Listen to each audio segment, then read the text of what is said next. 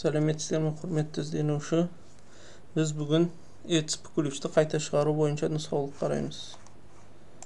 Оның үшін pk.gov.kz сайтына кіреміз және личный кабинет энселейер орнатылған болу керек. IT ключтің тұрған жерін таңдаймыз.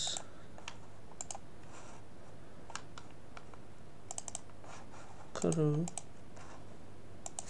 Ескі парол бұл жерде.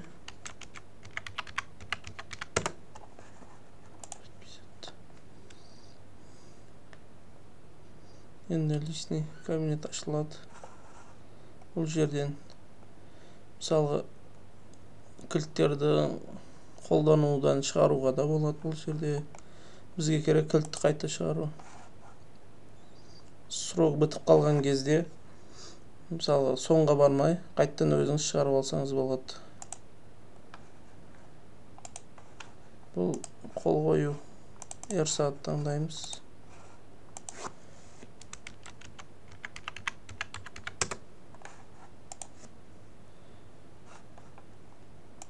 Келісемін. Жерге почта жазамыз.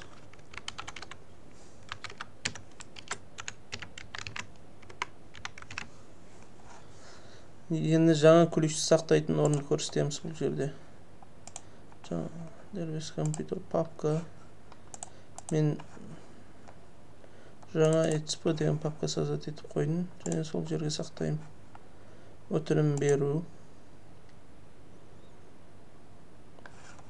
Жерге келісім. Енгізу.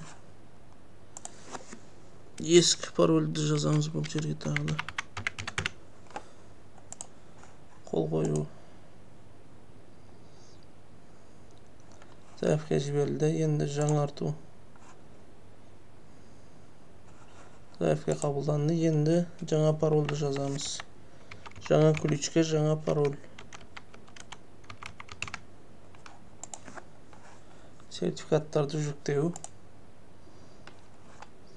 Осымен біз ключімізді қайта шығару, яғни мерзімін ұзартып алдық. Сәттілік.